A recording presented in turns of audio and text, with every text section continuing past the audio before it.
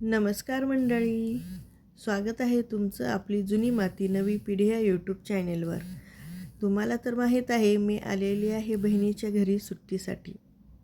सुट्टी म्हणलं की उन्हामध्ये फिरणं होणारच. त्यामुळे घरी आलं की काहीतरी छान असं थंड प्यावंसं वाटतं. म्हणून मी आज बनवलेलं आहे थंडगार असा बदाम शेक. यासाठी मी येथे वापरलेलं आहे 1 लिटर दूध.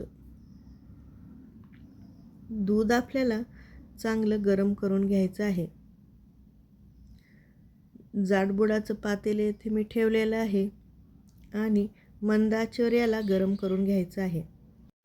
येथे मी घेतले आहे 1 वाटी बदाम. बदाम आपल्याला भिजवलेले वापरायचे आहेत. 2 मोठे चमचे मिल्क पावडर, काप केलेले बदाम, 2 मोठे चमचे कस्टर्ड पावडर, 1 वाटी साखर. बदाम आपल्याला येथे भिजवलेले वापरायचे आहेत, पण मी हे अचानक बदाम शेक बनवल्यामुळे भिजवलेले बदाम माझ्याकडे नव्हते. यासाठी येथे मी सुके बदाम वापरलेले आहेत. बदामाची चांगली पेस्ट आपल्याला येथे बनवून घ्यायची आहे. हे पहा, बारीक पावडर मी बदामाची बनवून घेतलेली आहे. आता एका बाउलमध्ये याला काढून घेते. या पावडरमध्ये आपल्याला 2 मोठे चमचे मिल्क पावडर वापरायचे आहे, 2 मोठे चमचे कस्टर्ड पावडर. हे सगळं मिक्स करून घ्यायचं आहे. यामध्ये 1 कप दूध घालून याला चांगलं मिक्स करून घ्यायचं आहे. त्यामुळे या पावडरच्या गुठळ्या येथे तयार होणार नाहीत. चांगलं मिक्स झाल्यानंतर दूध इकडे मी तापायला ठेवलं होतं.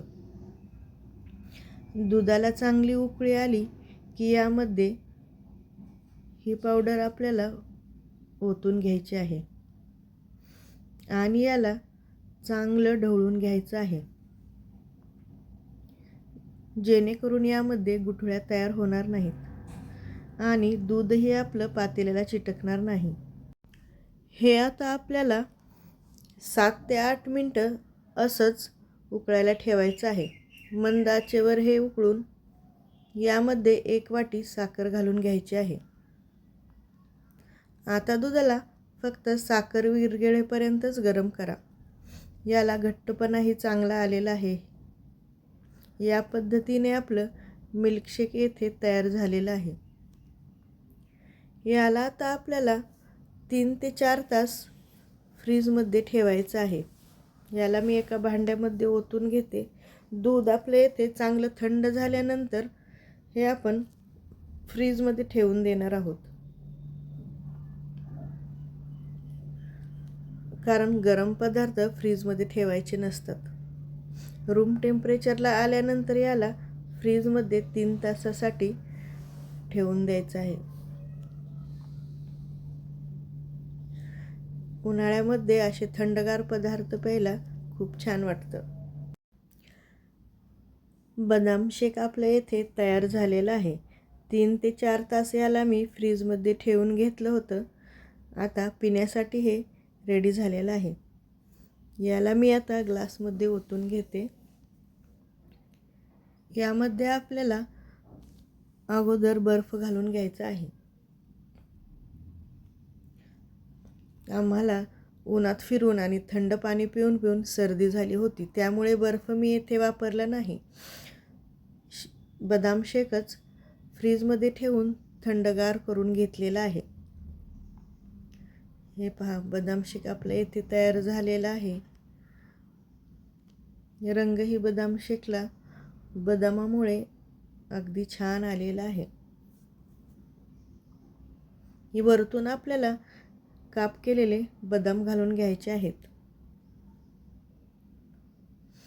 बदाम शेक आपला छान तयार झालेला आहे. आता हा पिण्यासाठी एकदम रेडी. कसा वाटला तुम्हाला हा बदाम शेक हे कमेंटमध्ये मला सांगा. आजचा व्हिडिओ तुम्हाला आवडला असेल तर आपली जुनी माती नवी पिढी ह्या यूट्यूब चॅनेलला सबस्क्राईब करायला विसरू नका. हा व्हिडिओ तुमच्या मैत्रिणीला नक्की शेअर करा. तर असेच नवनवीन पदार्थ बघत राहा. उन्हाळा चालू आहे, त्यामुळे अधूनमधून मी असे थंडगार ज्यूसचे पदार्थ बनवणार आहे आणि तुम्हाला ते दाखवणार आहे. व्हिडिओ शेवटपर्यंत बघितल्याबद्दल तुमचे सर्वांचे मनापासून आभार. धन्यवाद.